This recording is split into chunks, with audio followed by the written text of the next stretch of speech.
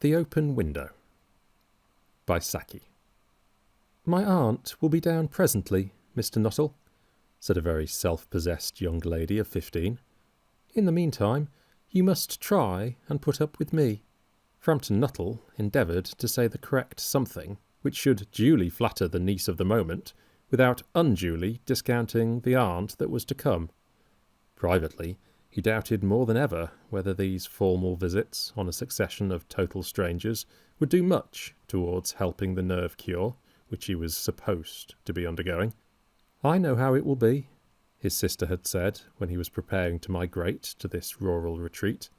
"You will bury yourself down there and not speak to a living soul, and your nerves will be worse than ever from moping. I shall just give you letters of introduction to all the people I know there. Some of them, as far as I can remember, were quite nice." Frampton wondered whether Mrs. Sappleton, the lady to whom he was presenting one of the letters of introduction, came into the nice division. "Do you know many of the people round here?" asked the niece, when she judged that they had had sufficient silent communication. "Hardly a soul," said Frampton. "My sister was staying here at the rectory, some 4 years ago, and she gave me letters of introduction to some of the people here." He made the last statement in a tone of distinct regret. "Then you know practically nothing about my aunt," pursued the self-possessed young lady. "Only her name and address," admitted the caller. He was wondering whether Mrs. Sappleton was in the married or widowed state. An undefinable something about the room seemed to suggest masculine habitation. "Her great tragedy happened just 3 years ago," said the child. "That would be since your sister's time." "Her tragedy?" asked Frampton. Somehow, in this restful country spot, tragedies seemed out of place. "You may wonder why we keep that window wide open on an October afternoon," said the niece, indicating a large French window that opened onto a lawn. "It is quite warm for the time of year," said Frampton. "But has that window got anything to do with the tragedy?" Out through that window, 3 years ago to a day, her husband and her 2 young brothers set off for their day's shooting. They never came back. In crossing the moor to their favourite snipe shooting ground, they were all 3 engulfed in a treacherous piece of bog. It had been dreadful wet that summer, and places that were safe in other years gave way suddenly without warning. Their bodies were never recovered. That was the dreadful part of it. Here the child's voice lost its self-possessed note and became falteringly human. "Poor aunt always thinks that they will come back some day. They and the little brown spaniel that was lost with them, and walk in at that window just as they used to. That is why the window is kept open every evening till it is quite dusk. Poor dear aunt. She has often told me how they went out, her husband with his white waterproof coat over his arm, and Ronnie, her youngest brother, singing 'Bertie, why do you bound?' as he always did to tease her, because she said it got on her nerves. Do you know, sometimes, on still, quiet evenings like this, I almost get a creepy feeling that they will all walk in through that window." She broke off with a little shudder. It was a relief to Frampton when the aunt bustled into the room with a whirl of apologies for being late in making her appearance. "I hope Vera has been amusing you," she said. "She has been very interesting," said Frampton. "I hope you don't mind the open window," said Mrs. Sappleton briskly. "My husband and brothers will be home directly from shooting, and they always come in this way. They've been out for snipe in the marshes today, so they'll make a fine mess over my poor carpets. So like you menfolk, isn't it?"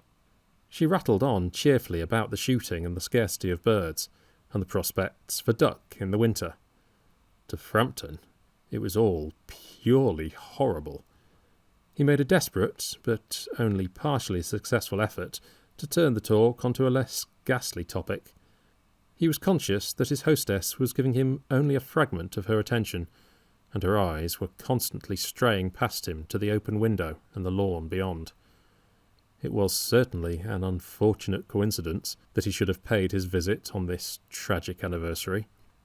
The doctors agree in ordering me complete rest, an absence of mental excitement, and avoidance of anything in the nature of violent physical exercise, announced Frampton, who laboured under the tolerably widespread delusion that total strangers and chance acquaintances are hungry for the least detail of one's ailments and infirmities, their cause and cure.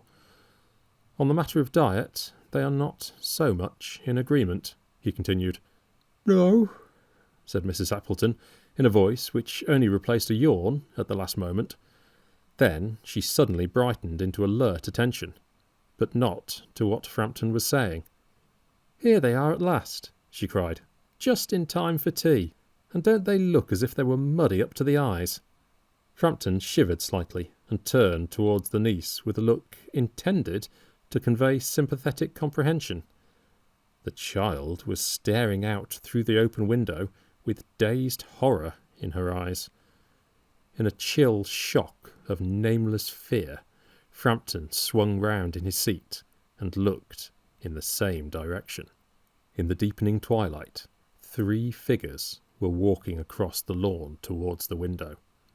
They all carried guns under their arms, and one of them was additionally burdened with a white coat hung over his shoulders. A tired brown spaniel kept close at their heels.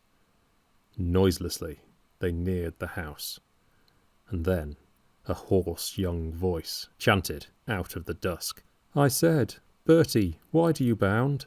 Frampton grabbed wildly at his stick and hat. The hall door, the gravel drive, and the front gate were dimly noted stages in his headlong retreat. A cyclist, coming along the road, had to run into the hedge to avoid an imminent collision. "Here we are, my dear," said the bearer of the white mackintosh, coming in through the window. "Fairly muddy, but most of it's dry. Who was that who bolted out as we came up?" "A most extraordinary man, a Mr. Nuttall," said Mrs. Sappleton. "Could only talk about his illnesses, and dashed off without a word of goodbye or apology when you arrived. One would think he had seen a ghost." "I expect it was the spaniel," said the niece calmly. "He told me he had a horror of dogs. He was once hunted into a cemetery somewhere on the banks of the Ganges by a pack of pariah dogs, and had to spend the night in a newly dug grave, with the creatures snarling and grinning and foaming just above him. Enough to make anyone lose their nerve." Romance, at short notice, was her speciality.